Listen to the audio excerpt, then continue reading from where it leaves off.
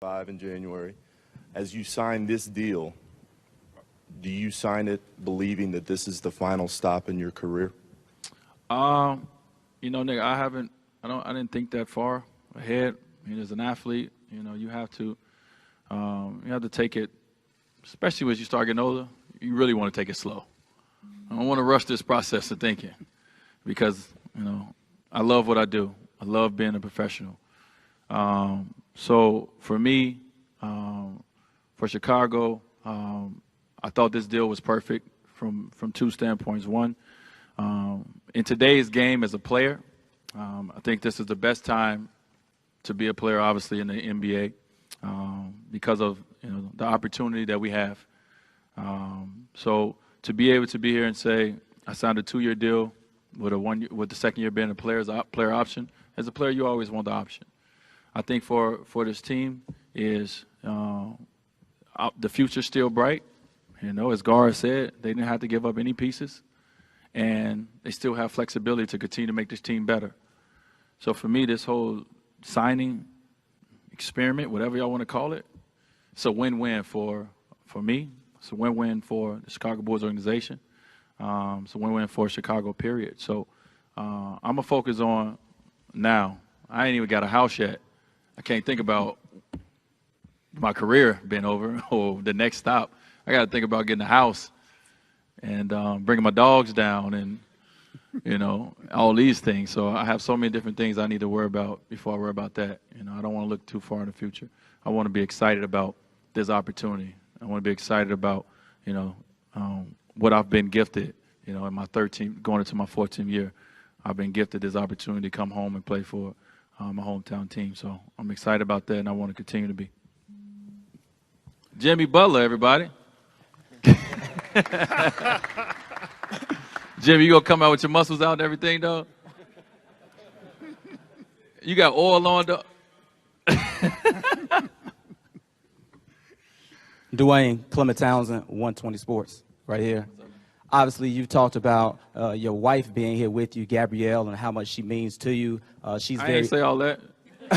Excuse me. I ain't say all how much she mean to me. But you waited for her, so obviously that means that I she wait means on my mama. I'm playing. My bad. Go But ahead. she's been with you throughout this process. She's very active on social media. Saw you all on Instagram doing it to a little Montel Jordan. This is how we do it, having some fun. Just talk about her support, though, and what she said and how she's played a role in this process for you. Well, I'm gonna warn y'all, right now. She follows all you guys. She will follow all you guys. And she's going to comment if she don't like what y'all got to say. And not just about me, about Jimmy, about Rondo. Yeah. So I'm just going to warn y'all, she's rougher on the refs than I am. But, I mean, like I said, man, the support from your family means everything, we, as the faces of the family, have to make tough decisions. As a man of the family, I make tough decisions, but, when my family supports me, it means everything. So, my wife supports my decisions, and like I said, she just built her dream home. What she thought, in Miami. And I said, well, baby, we're going to have to get up out of that home. We got to go somewhere else and make a different home. And she supports me. Not saying that she was necessarily 100% happy that she had to change, but she supports me. So, we all ride together, the Wade clan, the Wade family, Team Wade, we roll together, and that's how we do. My boys weren't even that happy. And it's because they used to the warm weather. They heard winter, and they got scared. But they'll be all right. They get a little Chicago tough. Gar, this question's for you. I mean, both you and John talked about job security at the end of the year and the criticisms that you guys were undergoing. One of the big things was you guys have always landed more consolation prizes than big-name free agents or big-name splash guys. Does this at all kind of silence critics in your mind? And at the same time, also the second part of this, have you been told that this rebuild needs to work, or there is something on the line at the end of the day? Yeah, Joe, whatever you're talking about, the critics or the job, I haven't seen that. You'd have to tell me where that's from.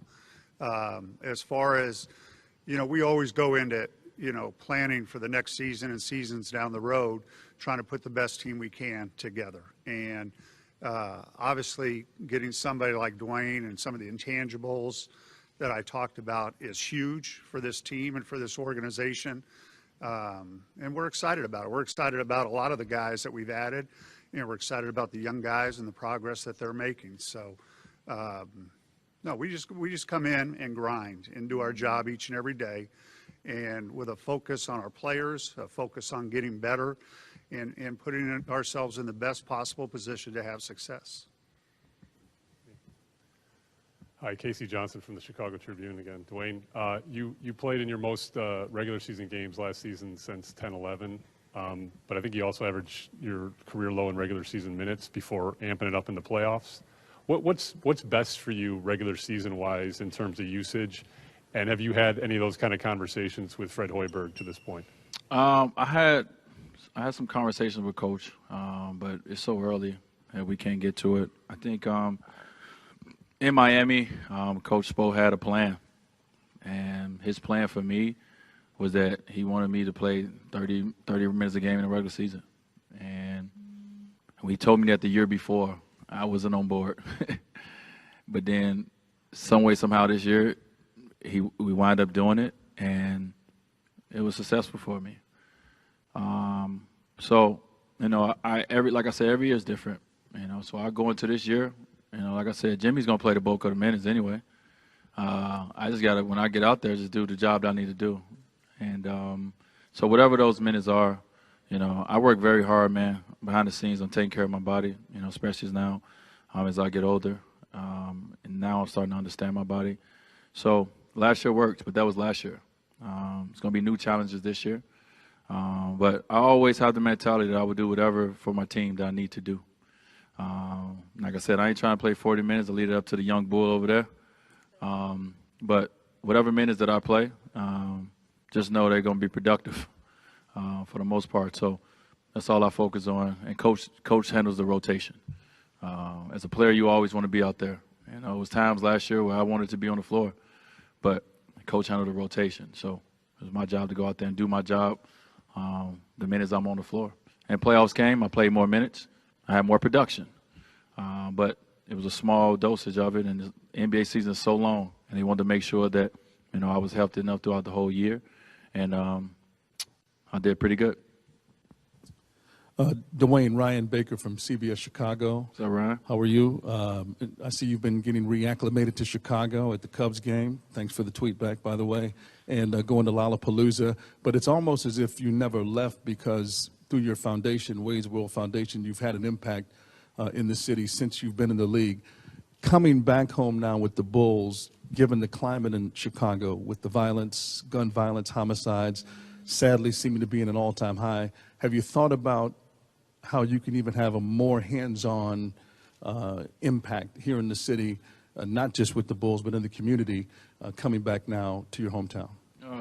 That's something that me and my team, my family, are discussing. Everything's happening so fast for us right now.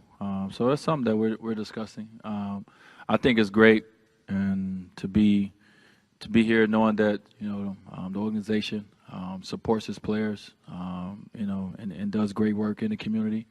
And to have individual players, I know Rondo does an amazing job in the community. A lot of people don't know about it, or he doesn't talk about it, but he does an amazing job. So when you're a part of an organization, when you're part of players that have certain things they do in the communities, you're always trying to find ways that, hopefully you guys can do something together to make a bigger impact. As I always say with my foundation, I'm obviously one individual, but it's always great strength in numbers. So we would sit down and, talk about what's the next step and what's the best step, and, and how that looks here in Chicago. I haven't been here as a player since high school, so I don't know the lay of the land. So what my family and what we've always done is simply as we've just tried to, give back. And I live by the code, too much is given, much is required. I've been given a lot, and it's required for me to do something to help the next generation. And that's what we always try to do. And so, we will continue to do that. We'll just figure out the logistics, as we get into more time being here. Cody Westerlund with 670. You're right, Dwyane. What are fair expectations for this team next year in your mind? Expectations sitting here on this day? No, just this upcoming season. Yeah, it's no expectations right now. We that ain't fair to even come up with one. It's you guys' job to come up with what our record gonna be, what our shooting percentage is gonna be. That's not our job. My job, Jimmy's job, Rondo's job, is to come in here day one when we start training camp, and get out of it and start working and building the team that we want to see on the floor. And no one knows what that team is going to be. There's predictions out there of what we can be. I don't know how you guys can predict that and how you guys know. You've never seen us play together before. So we've never seen each other play together before. But we know we have some special talent. We know we have some young guys that can play. But we all have to get to work. And it's going to take a while before we even get a chance to see what that's going to be like. So I can't answer that question sitting here today about that. Let's take 3 more questions. Dwyane, it's Mike McGraw, Daily Herald.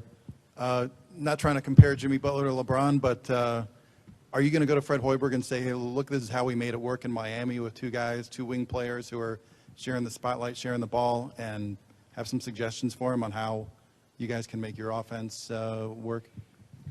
Well, first of all, I've played against Jimmy, obviously. I've seen Jimmy since, Marquette. I have a feel of how his game is as a competitor. But as a teammate, I don't know everything yet. So, first of all, I have to learn the way Jimmy works. I need to know when he wakes up, when he goes to sleep. Jimmy, I need all that information. So I can't come into this situation thinking it's going to be the same as, when me, Chris, and LeBron played together. This is a different situation. And we were, like I said, it took us a while to figure it out, and we would figure out here what is the best calls of action for us on the basketball floor and what's the best situation. So all I know is I'm excited about the opportunity. I'm excited about, playing with 2 guys that I respect as competitors first. Rondo is a winner. He's won a championship before, and I know Jimmy dreamed about winning championships. And that's all I can focus on right now. Everything else will happen. It will come. We will learn each other. We will learn what we need to do, just like we did in Miami. We learned what we need to do. This is a different guys, different individuals. I'm not coming in comparing and saying this guy needs to do this because Chris Bosh did this or LeBron James did that. That's not fair to them, and that's not fair to coach. It's not fair to me. So I won't have that expectation at all. I think the only parallel from that is that I've played with, in my career, I've played with other guys that's alphas. And you guys heard Rondo allude to that, is that we have 3 alphas. We have 3 strong personalities. I don't know where is that's not bad. We have 3 leaders. And other guys are going to lead in their own ways. That's great for a coach because now he has leaders on his team that he really can count on and trust and believe coming right in. Right away, he don't have to build it. It's here. So, all of it going to take time. I have no answers on how it's going to work. I know we're going to figure out because as individuals, if you want something to work, you find a way to make it work. And for us, this is going to be about constant communication. So I hope Jimmy got an unlimited plan as he travel around the world because I'm going to be texting him and continue to try to build this camaraderie before we even get to training camp. So to make sure that us 3 as leaders are on the same page of what we need to do to be successful. And that's all we can ask for. Dwyane, Laura Majera with WGN. Welcome home. Welcome, Gabrielle. Recruiting amongst players can play such a pivotal role. You mentioned how much it meant to you and Jimmy reached out. How do you plan on selling Chicago as a free agent destination? I think we sell Chicago by the way we play. I think you sell Chicago by the individuals that come to the team. So, by the way, right now Chicago is being sold as we sit here. This is an organization who And I know, I've heard about the retooling versus rebuilding. This is an organization that don't want to start from scratch and start over. It's an organization that wants to get right back into it. And, this is a great step in that direction. So it sells itself. And the way we play, the way we interact as teammates, people watch that. People see that. That's going to sell it. And when it's time to sit down and the season's over and we figure out next steps to how to grow this organization and make it better, you do your best job to try to do that. That's all you can do. Sam Smith with Bulls.com. One of the more surprising moves was your change of teams, obviously. What did your basketball friends, LeBron James, Carmelo Anthony, Chris Paul, were they surprised and why about, your move?